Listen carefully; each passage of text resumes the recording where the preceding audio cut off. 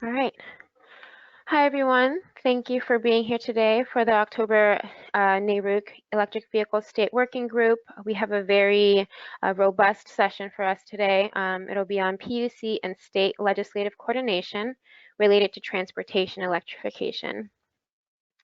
And we have four speakers joining us today for three separate presentations. First, we'll have Nicole Lepre from Atlas Public Policy, who will be discussing the EV Hub platform as well as state EV-related legislation on a national scale. And then we'll have Sue Gander from the Electrification Coalition and Cathie Stenken from Plug-in America, who will be discussing the Achieve Policy Toolkit and pathways for adoption. And finally, we'll have Laura Shields, who will be discussing from the National Conference of State Legislatures, who will be discussing some insights from the state perspective. And then as usual, we'll go into Q&A as well as our closed door discussion. So to start us off really quickly, I'm just going to quickly go through our attendees for roll call. All right. All right, so I see we have Al Freeman from Michigan, Alejandro Exala from Illinois, Andrea Denny from EPA, Andrew Rector from Washington, Brian Murray from Missouri, David Tankabell from EPA, Drew McAuliffe from Maryland, Andrea Frazier from DC, Hannah Terwilliger, Minnesota, Jamie Barber, Georgia, Jen Emerald, Illinois, Joey Chen, Maryland, John Caddick, Georgia, Karen Oleski, Nevada, Kristen Abbott, Texas, Lindsay Weiner, New York, Megan Wu, Massachusetts, Shannon Withenshaw, Michigan, Shelby Eichler, Florida, Sherry Kolstead, Wisconsin, Tanya Burns, Aurora Blue Energy, and Tatiana Robchek from Illinois. Great, so we're going to go ahead and get started, and our first presentation will be from Nicole. Okay, great. Hi, everyone. My name's Nicole Lepre. I'm a policy analyst at Atlas Public Policy. You can go ahead to the next slide. So I just want to start us off with a quick overview of Atlas Public Policy and what we do. We're a DC-based policy tech firm. We've been around since 2015, and we work primarily in transportation electrification. So our main sort of goal is to use technology to make publicly available information useful for the policymaking space. So we look at things like utility filings, policies, automaker investment announcements, vehicle registration data, things like that. And we collect it, we organize it, we aggregate it, and then we make things like dashboards or different modeling tools, reports to try to make all of that useful to inform good policy making. So we work a lot with policymakers, utilities, NGOs, and other businesses like charging providers. You can go to the next slide. So one of the things we do is we track utility filings in transportation electrification. So we track those filings and we pull out key pieces of information about them and feed it into our utility filings dashboard. So it lets you sort of sort through and filter through the different utility filings from investor-owned utilities and see things like filings over time, the status of the different programs, total investment amounts, what the investments are in, where they're targeted, whether it's the public, corridors, multi-unit dwellings, things like that. So I want to give a brief overview of utility activity in the United States.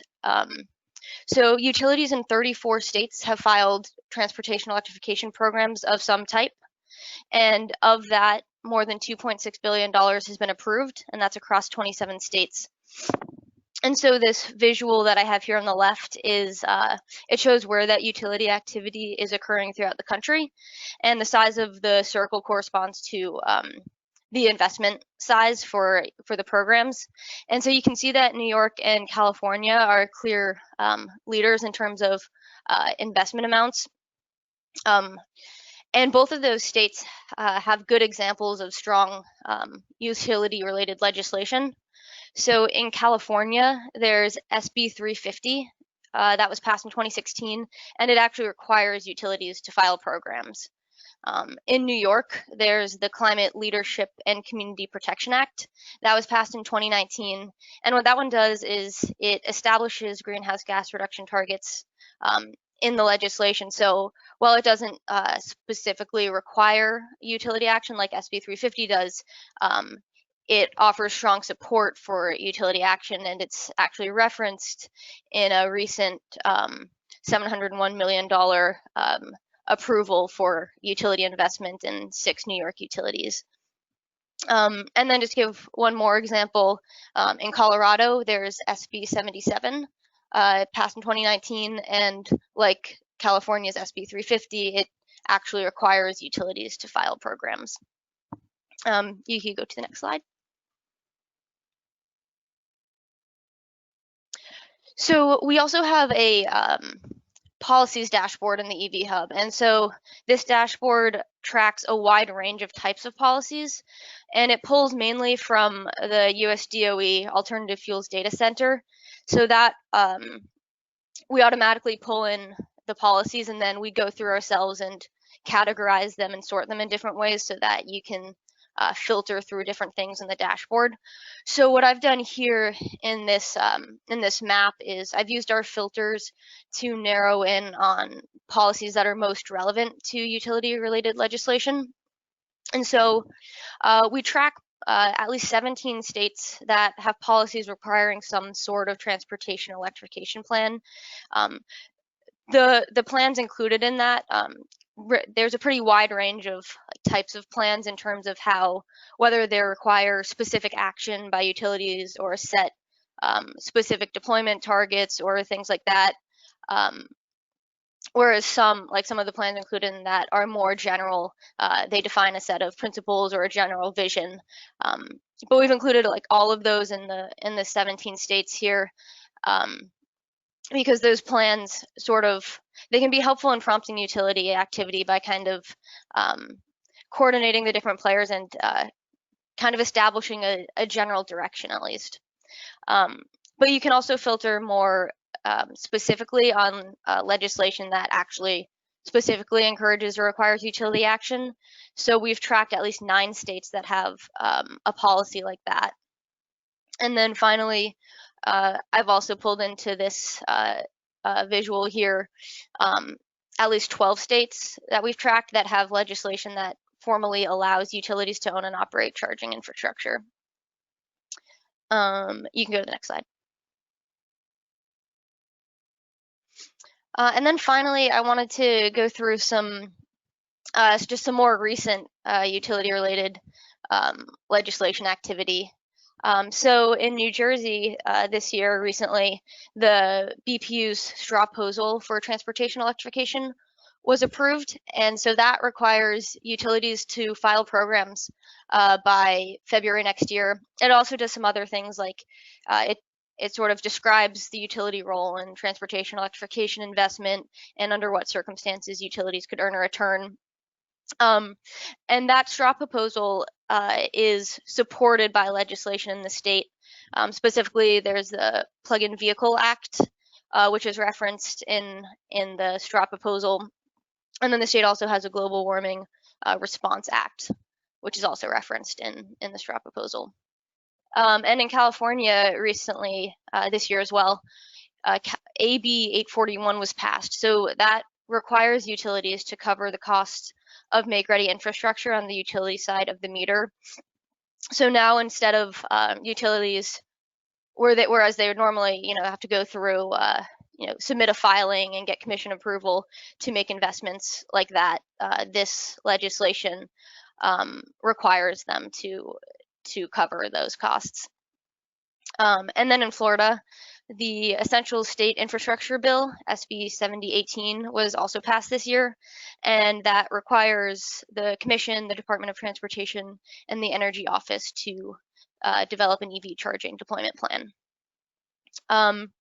So that's what I have for kind of a general overview and some examples.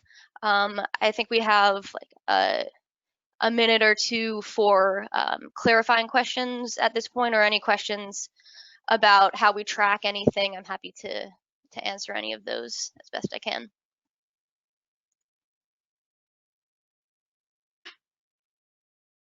Thank you, Nicole.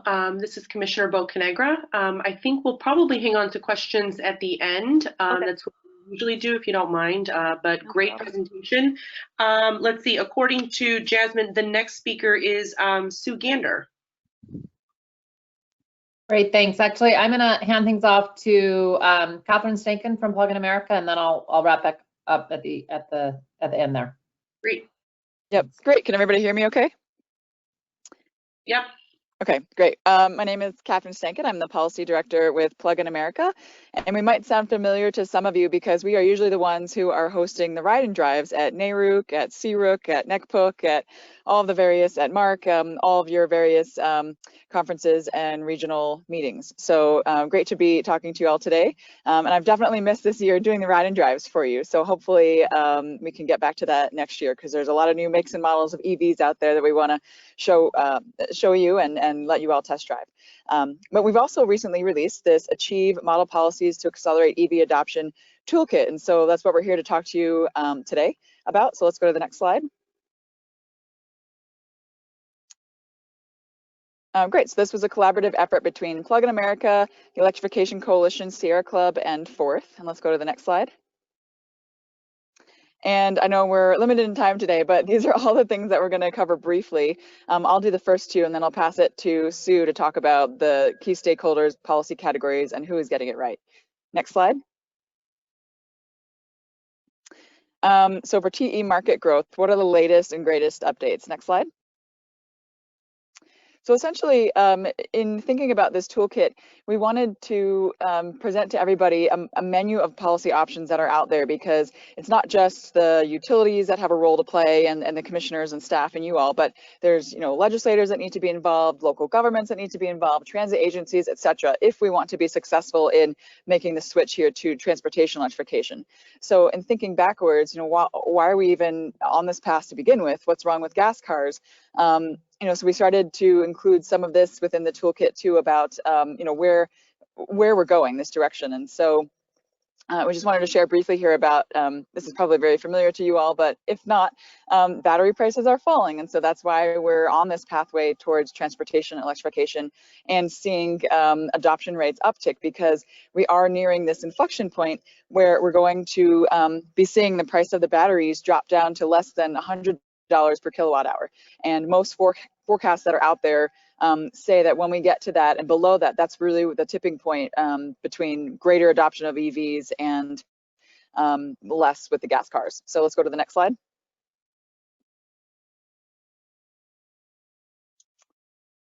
And then just to show some of the recent market announcements, and then some of these are policy announcements too. Uber, in case you missed it, they recently announced that they're going to be transitioning to 100% EVs by 2030 and putting some funding towards that to help their drivers transition. And Lyft also made a similar announcement earlier in the summer. Walmart has announced that their fleet will be electric by 2040. And then recently, I'm sure you all saw that California announced that they're, per executive order, going to ban the sale of gas cars by 2035. But not just on the West Coast, now on the East Coast, the New Jersey DEP, Department of Environmental Protection report, also called for a ban on the sale of gas cars by 2035 too, although that hasn't been picked up by their legislature or their governor yet. And then just this past week, GM also announced another $2 billion of investment to go towards making electric SUVs now. Next slide. And with some of the benefits to TE, I won't touch upon this really, but you can look more in the report. Next slide. These are, go back a slide. Yeah, these are some of the main benefits there: affordability, air quality, convenience, environmental stewardship, national security, and performance. But just a note there about the affordability. In the blue text on the slide, there was recently a report done by Consumer Reports that showed that over the lifetime of the vehicle, the cost and maintenance for a battery electric vehicle, that's the BEV, and the plug-in hybrid electric vehicle is half as much as the ICE car, the internal combustion engine, the gas car there. So we think that's important to point out to people, especially for their fleets, because this is where you're really going to see the savings for EVs in that maintenance and the fuel cost. Let's go to the next slide. And then another study that came out over the summer too is by the American Lung Association. I think it's called the Road to Clean Air. And that's a really great report that looked at the summary of the health benefits if we achieve a transition to light duty EVs by 2040. And there's some scenarios though that show that if we transition the medium and heavy duty sector too, what are the health benefits? And so this is a really powerful report because not only does it show these cumulative impacts, but you can, for most of the states, they have a breakdown in either the state or the region. And so if you're working with some policymakers in your state and you need to be showing these health impacts, I recommend looking at this report and looking at the data specific to your state or region. Next slide. And now I'm going to turn it to Sue, who's going to talk about the key stakeholders for the report. Great, thanks, Katherine, and great to be with you all. Actually, I'm really excited to be on this panel because the Electrification Coalition works really closely with Atlas, Plug-in America, and NCSL, so it's nice to be on the lineup. And I'll put a plug in, so to speak, for the virtual ride and drive that Plug-in America just sponsored for us at a Michigan EV Policy Boot Camp. It was actually maybe not as good as in person, but really, really nice.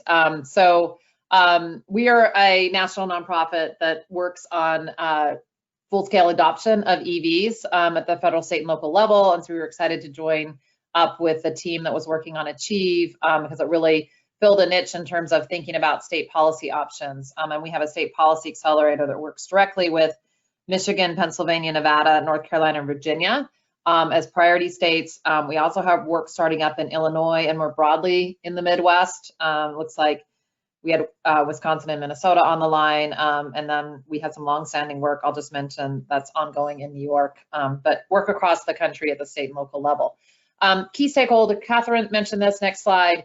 There's a whole variety, you know this, from working in a commission, and just wanted to emphasize these different stakeholder groups. What we did in this report is made sure that whoever you were, wherever you're coming from, you could go to a section and understand, well, what can I do to advance EVs? As my part. So we have a way to easily identify what those options are, but don't be afraid to look at other people, other roles and other stakeholder groups and how you might work in partnership with them. The next slide here kind of gives you an example of what this looks like for governor's offices, state agencies. We identified 20 primary options that could fall into the role for these players. The next slide then shows 15 different options that are for legislators, and I understand that that's kind of the focus of this discussion. So as we go through and highlight with all of you some of the options and what we've put into this report, I'll try to focus on this legislator audience, and I think NCSL is going to pick up with some additional information and some insights into where they see movement happening. But just to say, the guidebook is really, the toolkit is really we think a one-stop shop. It lays out actually over 50 policy options. It gives little quick examples of where it's happening already. And then there are often links to specific pieces of legislation or specific rules or regulations to click into. So for those of you who want to dig deeper, you can go right to that original source. So the next slide just gives you it's just a bridge actually to the policy categories, what's on the menu under each category. And I'm gonna kind of really whiz through these because really this is just to like whet your appetite to want to look further into the Achieve toolkit. We do have a whole host of measures that are about encouraging and enabling vehicle purchases, everything from adopting standards to putting in place direct sales legislation. I think NCSL is gonna speak to that, rebates and different incentives. We do expect legislatures to pick up many of these pieces in the coming year. We already know that there's interest in direct sales. Incentives is going to be a tough one, of course, with budgets being what they are, but I think interest in trying to build out different revenue sources and support that really important measure is likely to be on the table. The next slide just speaks to the opportunities around both light duty vehicle and bus fleets, and expect to see some interest in transit and school bus electrification. I know many folks are probably familiar with those from work that the commissions have done thus far and opportunities to also use and leverage VW settlement funds. We've got pieces that look at that. Policies on the next slide that speak to charging infrastructure, still a challenge across the country to increase charging, both sort of level 2 charging as well as DC fast charging, particularly as we see more freight efforts coming down the pike, if you will, on that too. And then next slide shows the EV utility investments. I hope everyone's really familiar with these opportunities and things that you may have right before you now in a docket or a proceeding. And then we also, on the next slide, do touch on some really important measures to consider in terms of prioritizing equity and expanding charging access. We do expect to see this issue across the board really get a lot of attention, and it's something that can be built into legislation. It's something that can be built in regulation. That really, our hope is that it is recognized as an important topic across all policy measures. And then there's, of course, really important opportunities for consumer education and protection as well. The next slide after this just kind of has a catch-all of things, but I will note that some of important legislative measures that we expect to see this year around solutions to the barriers of auto dealers selling EVs, that's the direct sales access, are included in the Achieve Toolkit. Policies for medium and heavy duty freight. This has just really gotten a lot of attention, not just with the California rule that has been adopted, but also 15 states plus the District of Columbia adopting an MOU setting targets for medium and heavy duty freight electrification. And then also on this list are EV registration fees. That legislation, we do expect to see some of that in the coming year as well. Let NCSL speak to that. And we've got some guidance for how we think those registration fees should be approached in terms of making them equitable with respect to what a traditional fuel vehicle would be facing. Who's getting it right? The next slide is just a bridge to some of the content that you'll see in the report. So for instance, on the following slide, we have examples of direct sales legislation. Colorado is the most recent state that's put that into place, which allows for EV manufacturers, EV only manufacturers to sell direct to customers. Many other states have done that as well. Used EV incentives all right as well to kind of get at additional potential consumers. On the next slide, we've got a list of the executive orders that are out there for light duty vehicle and bus fleet electrification. I can just keep strolling through, and I'll keep highlighting some things here. There's definitely information about increasing charging infrastructure, both at the local level, but you'll see also at the state level some important legislation that's been put in place. We also have some details on the topics around equity and expanding charging access and some of the ways that states have moved forward on that. Some good examples on the next page around a couple different issues: battery and battery recycling, solutions to auto dealers selling EVs, some of the programs there. And then I think one of the last slides here just points to the measures that speak to medium and heavy duty freight with the MOU just having passed. Expect to see some interest in incentives and different ways to address this sector. Certainly there's a whole host of utility measures as well that touch on rates and demand charges and so forth that are important as well. And I think the next slide should talk to our next steps, which is we're already planning for a next version next year because the policies don't stop. Adding in new policies, updating the best practices, providing more policy templates. So we do hope you'll take a look, and just excited to talk with you. And I should have noted at the outset, joining us also on the webinar to help answer any questions and be here to hear your questions are from my team, Andrew Linhart from the Electrification Coalition helped on the report, Hugh Lee with the Sierra Club, one of our key partners as well. So just wanted to give them a shout out and thank you very much.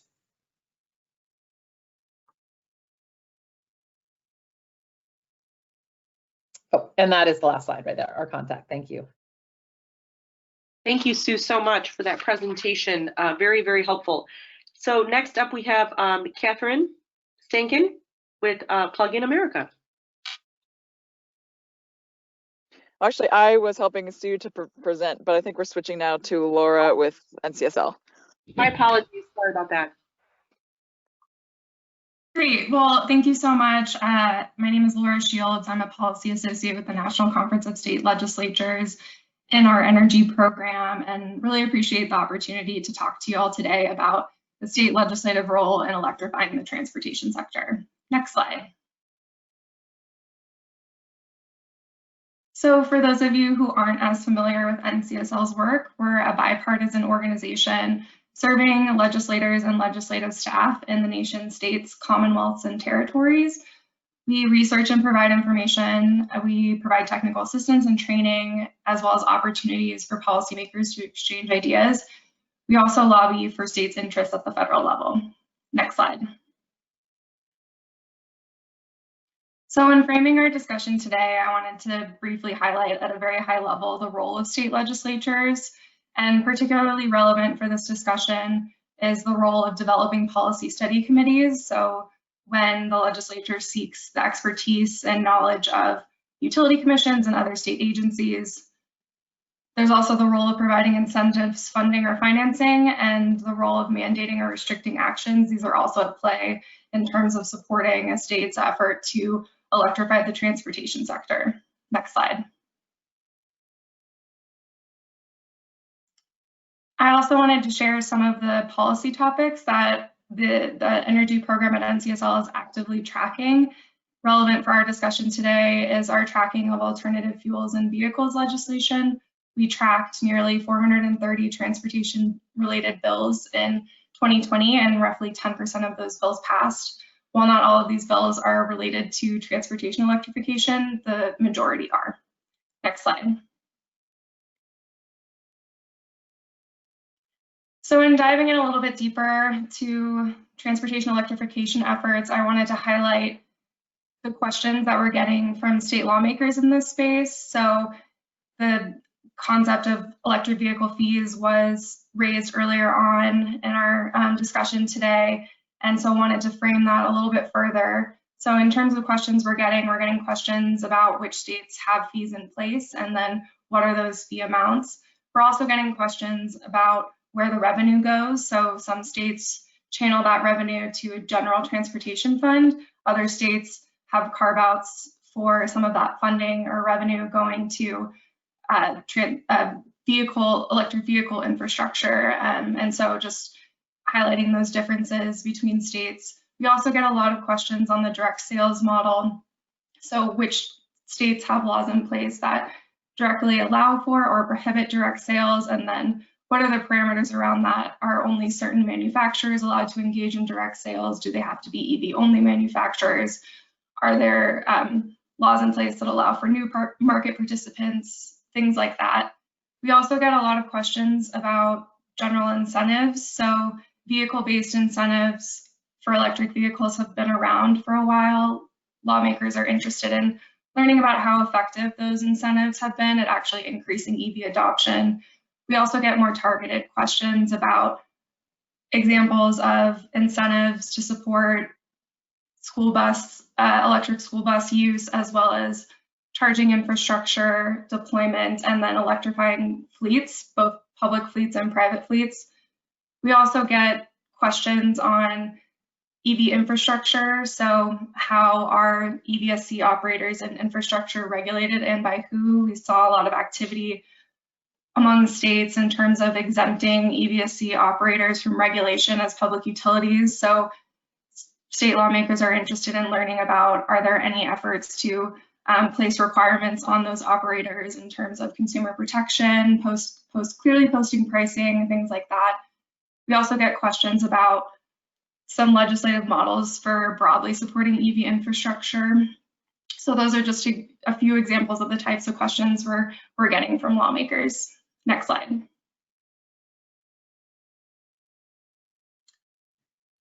So in answering some of those questions that I raised on the previous slide, I wanted to highlight that by our count, 28 states have enacted plug-in EV fees, and of those, 14 have separate fees for hybrid vehicles.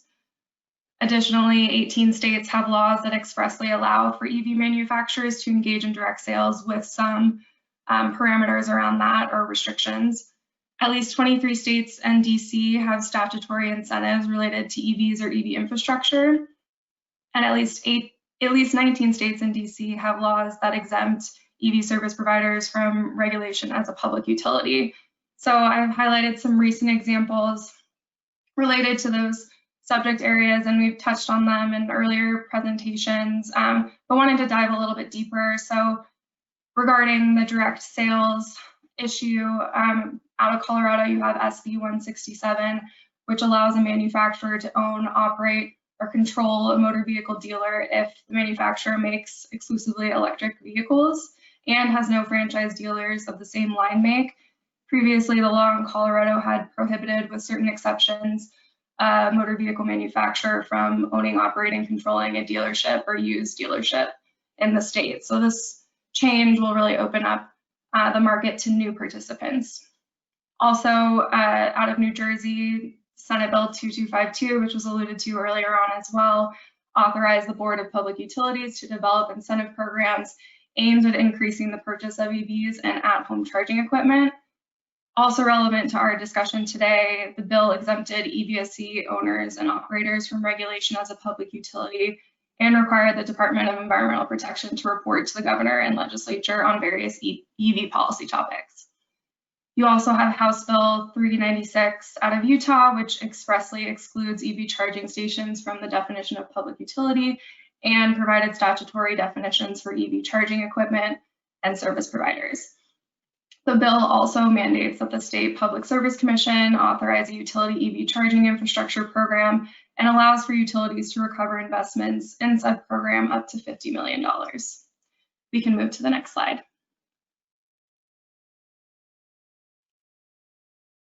So in thinking a little bit more about some examples of coordination and collaboration between utility commissions and legislatures, I wanted to highlight a mini guide that NCSL collaborated with NARUC on, and some takeaways from that mini guide that I think would lend themselves well to collaborating on electric vehicle policy and electrification, transportation electrification policy more broadly. So I'll highlight the legislature-led approaches, which include sending drafts of legislation to the PUC for comment, reaching out to the PUC for testimony and briefings to offer subject matter expertise.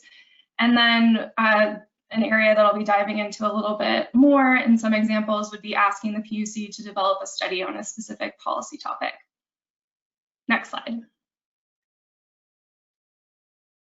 I also wanted to offer some examples, which I'll provide some specific state examples of later on, but here are just a few examples of directive legislation where the legislature, directs the PUC to perform a certain action related to transportation electrification. So the first being the legislature establishes a utility transportation electrification program or utility transportation electrification planning requirements, and then directs the commission, utility commission, to implement those programs or adopt regulations to implement those programs.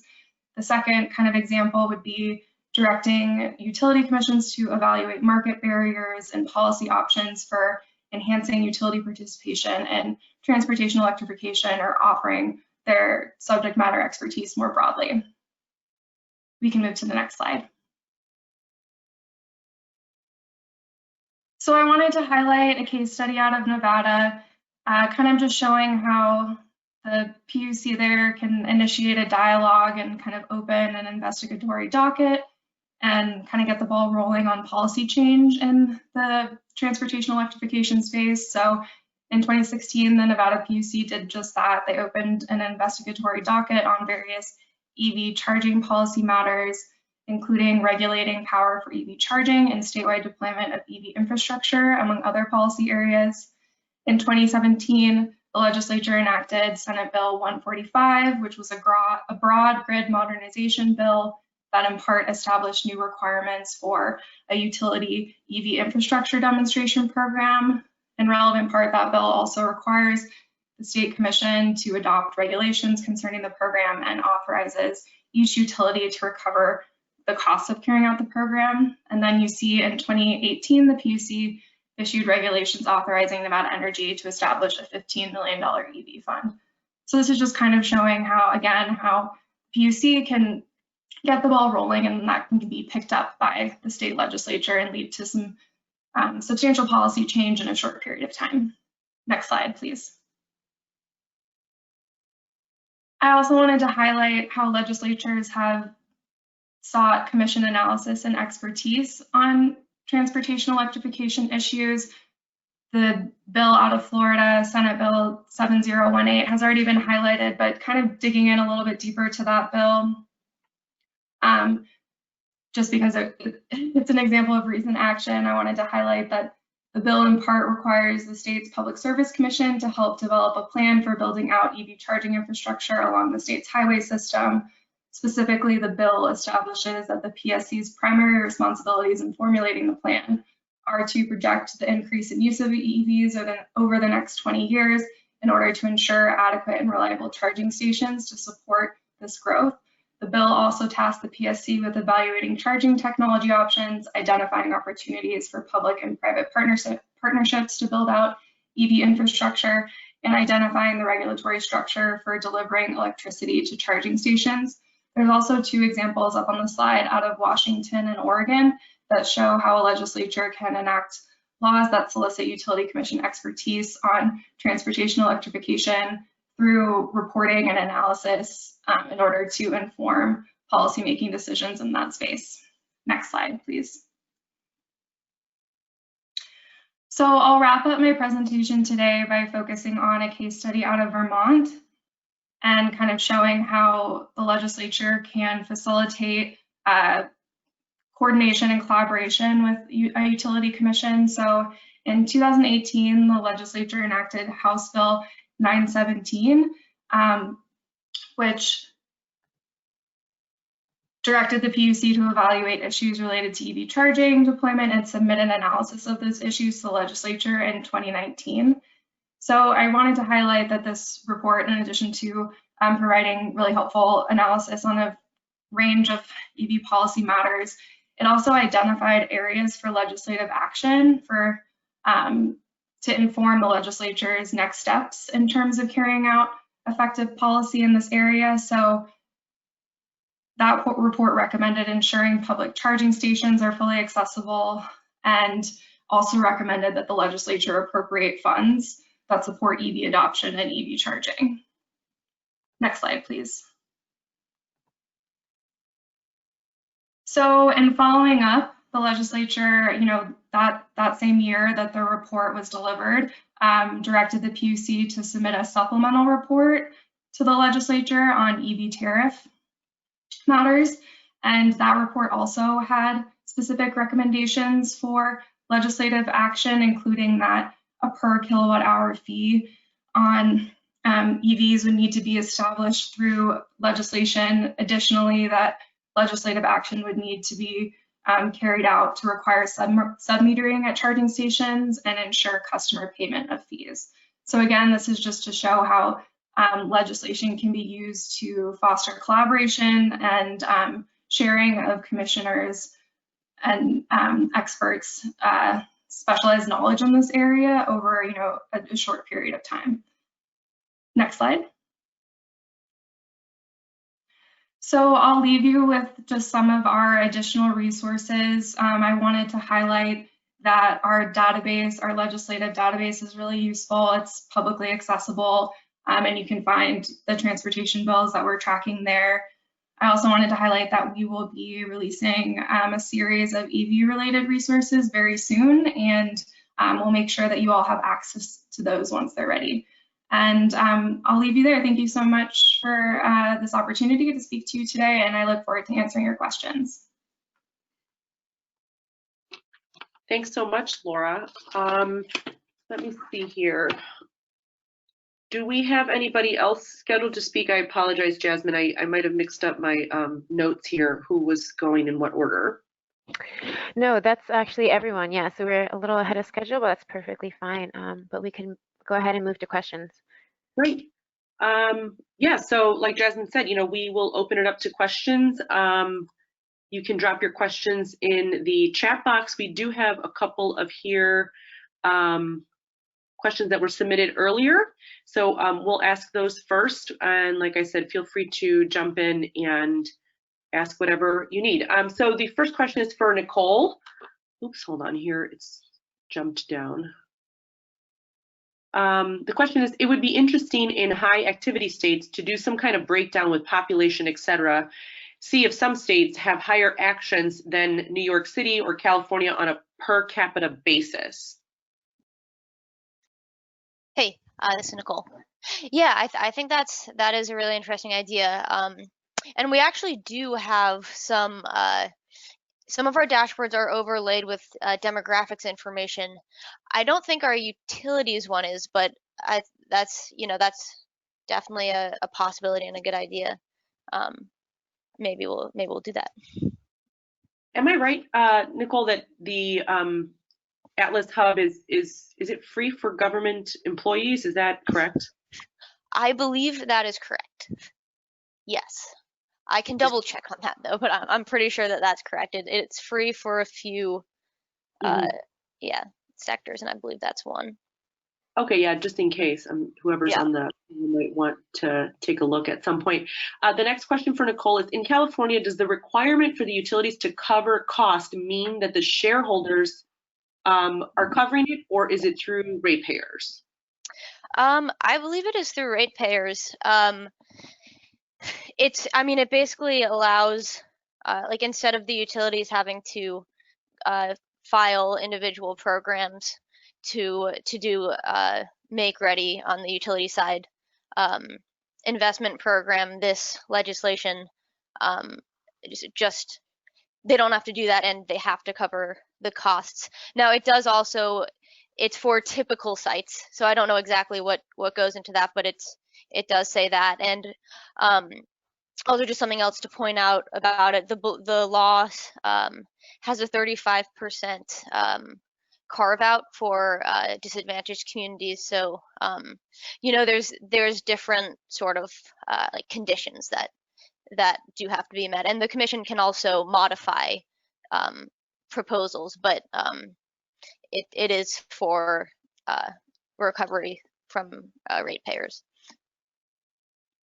Okay, thank you for clarifying that. Another question, I guess this could be for Sue or for Laura here. Let me find it. Sorry, my thing keeps scrolling back up to the top.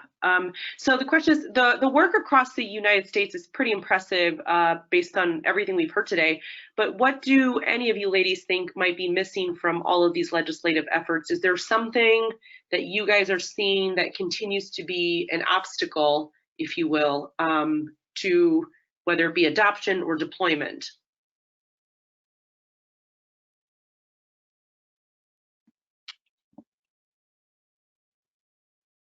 So this is Laura. I can jump in and just say, at a very high level, I think there has been a lot of activity, among state legislatures, but I think coordination and coordinating policies and making sure that there's efforts to be really thoughtful about how these policies will be really implemented is something that can be challenging. And, that's just a very high level response. But also, at least in the EV and direct sales space, you see legislatures revisiting and making changes to legislation based on, how it works on the ground. And so I think that's going to be something that continues to happen as, a state may enact an EV fee and then revisit that and make changes. So I think how to best inform those changes, same with direct sales, and, how that continues to evolve, I think will be interesting to watch in the coming years. Thank you. That's a great point about coordination. Just in follow-up to one of your responses there, I guess this is either for Sue or for Laura. For those of us on the call that may not know, what exactly is a direct sales prohibition issues that you guys are seeing across the United States, and how is that? I mean, we saw some examples that you gave, but what is a direct sales prohibitions? Well, Sue had to jump off, but this is Katherine with Plug in America, and I'm happy to jump in for that one because we're actively involved with that issue in a number of states, and there'll be legislation in probably about 8 or 9 different states in 2021. But essentially, the franchise dealer laws in the state prohibit any new manufacturer to the scene from selling, like opening a showroom or something and being able to then sell to their consumers unless they go through that franchise dealer model. And that's kind of a business model involving these franchise dealerships that worked for the long established automakers like the GMs and the Fords, but for somebody like a new manufacturer like Rivian or Lordstown, that model doesn't really work for them right now because they don't have that sheer like volume of the inventory to even be putting it out on dealer lots and to be training up dealers and all of that. And so what they want to do is adopt what Tesla has done, which is be able to open some showrooms where maybe they just have 1 or 2 cars that are on display. They have a trained salesperson that can just even talk about the vehicle and not even necessarily look to be selling it because they don't get commission from that kind of a talk. But then that's how people are learning about the vehicles, and then they can purchase it directly from online. So, but a lot of the states have that, again, that prohibition that you can't sell in that model or that method unless you're going through the franchise dealer model. And so there's active legislation out there, or there will be, to correct that. Thank you so much. That's helpful. Laura, one question that came up, what states, because you went through this really great presentation, kind of what the legislators are asking within your organization. Can you speak a little bit more about which states are asking those types of questions? I mean, not necessarily specific states, but are you seeing that these are mostly states where the EV adoption or legislation or deployment is pretty nascent, or are these states that are far advanced or more developed, I guess? I would say that it ranges depending on the question type. So, for example, I kind of put an example of kind of a catch-all for infrastructure or how to encourage EV adoption. So I would say, that's for a state that's pretty early on in terms of their thinking of how to encourage EV adoption and transportation electrification, and are really just looking for examples from states where there has been a lot of activity. But then when you get into some of the more detailed questions about direct sales and which manufacturers are allowed to engage in direct sales, and if there's any prohibitions on new market participants, that's a little bit more detailed, and so a state's honing in on a particular issue. So I'd say they're a little bit more advanced, but I'd say it ranges. We're getting questions from states across the country on these issues. Great. So a question came up. This is for any of the panelists. What is the correlation between the efforts around the creation of a national EV charging infrastructure network relative to the projected rise in EVs or EV use among gas vehicle owners from a legislative perspective?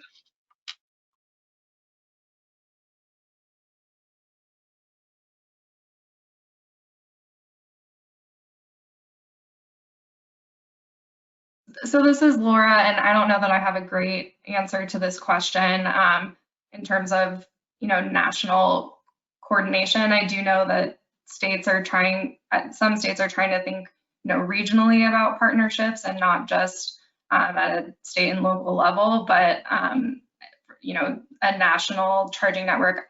In my work, I haven't come across a strong interest in that, but would welcome other panelists jumping in as well. Yeah, this is Katherine. I can jump in there too. I mean, there has been legislation on the federal level that was looking at this, sponsored by Mr. Levin and I think AOC. Next year, who knows what the election will bring and what types of legislation we'll see, but that potentially could be something that's happening at the federal level, and certainly that would help as we're seeing more EV adoption rise all across the country. But there are, I would agree with what Laura, you were just saying there about the regional efforts, and there's been certainly MOUs between some of the governors in the western states, and then there's also efforts underway for some of the upper Midwest, like around the Great Lakes and whatnot. And then there's been already successful efforts on the West Coast with electrifying I-5 all the way from Canada down through San Diego and California there. But yeah, there's been a lot of more of the regional efforts, and we certainly encourage that. I'd say that some of the automakers are now exploring their network of charging as well, and seeing just how Tesla was successful in creating their own standalone network, how they can do that. So Rivian, for example, is looking at that and how they can be creating their own separate network, or partnering with some, potentially partnering with maybe not Tesla, but like GM or Ford or that kind of those other automakers. So there's a lot going on right now, and in terms of that nationwide infrastructure and the plans, I would imagine that in the next 6 months we're going to see a lot of new announcements about that. And it was really helpful that Nissan, they just announced this past year that they will be no longer selling their cars that use the CHAdeMO standard, and instead they'll be using the CCS standard. So that's on the plugging in side. If you're going with level 2 or above, each of the automakers was going their own route with having different plugs, but now again, Nissan's decided like, okay, they'll go the route of the other automakers, and so that's going to make these charging infrastructure efforts a little bit easier to just unify all the automakers, or unify the plugs and make it easier for consumers, I should say. Thank you very much. So I guess one additional question, and this is for Laura. I think you were given some numbers, something like 430 bills were presented, and about 10% of those ultimately ended up passing. This might be too specific, but do you have an idea of why so little, the 10%? Was there something common amongst the ones that failed or the ones that were successful, or is it just completely unrelated to one another? Yeah, so that's a great question. And I will say that 2020 is a little unique because of everything that was happening with the coronavirus pandemic. So we do expect to see just total bill rates a little bit lower than in the past, and especially in terms of rates of those bills actually being enacted. So I will say it's a little bit lower this year, but just, from our experience, once kind of the flurry of COVID-19 related requests came into our program, legislators were really active in terms of wanting information about EV policies. So that was kind of the first area, at least in our program, where we saw a lot of interest. So I think that is encouraging in terms of there being interest in the area. But I will say that it's just been a challenging year. And I think sometimes with especially kind of broad, comprehensive transportation electrification packages, it can be difficult to pass those, but there have been a number of bills like the ones we out of Utah and New Jersey that were successful. So I think sometimes it can take a couple years for bills to be successful. That's a good point, yeah. Laura, one more question for you. You talked about the case study with Nevada Energy and that it ultimately led to an EV fund. The question is how is that funded? I guess this might be similar to the question about California. Is this through rates, or is this like a specific legislative allocation, or is it shareholders or something else, or maybe a combination? Yeah, and I believe it's rates, but I'd have to go back and take a closer look. I don't have that in my note, but I believe it's related to the cost recovery. Okay. Okay, so I think that's all the questions I'm seeing in the chat box. Does anybody else want to submit a question, or I think you guys are able to unmute yourselves if you'd like before we go to closed session?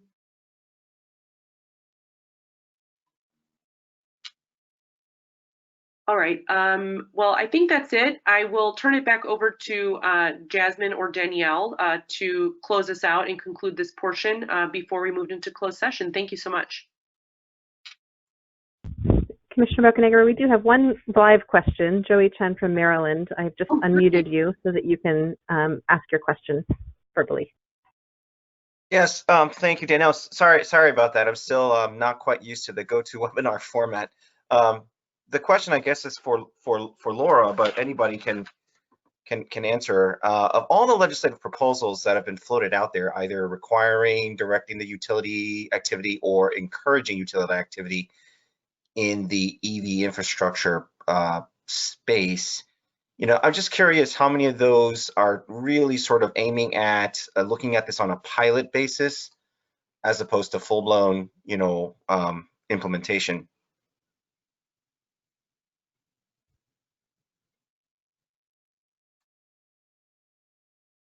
So this is Laura, and I don't have, you know, specific numbers for you on that, but I will say I think it just completely depends on the state and where they're at in terms of building out EV infrastructure and utility involvement in that. And so it varies. So some states might still be at the pilot stage and others are more advanced and ready to impose requirements. But welcome other panelists' thoughts on that.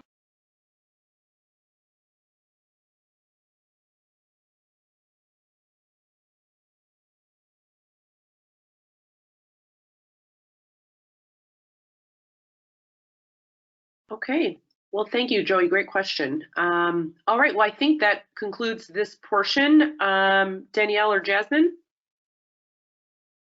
Yeah, so this is Jasmine. Thank you so much to our panelists for speaking today. We really appreciate, you know, their input, and we now invite them to, or ask them to kindly leave as we move into our closed door discussion. And this will be moderated by Commissioner Bocanegra. So thank you so much to our panelists. Great, thanks so much. Bye. Thank you, ladies.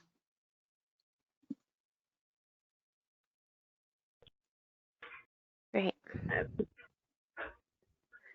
Okay.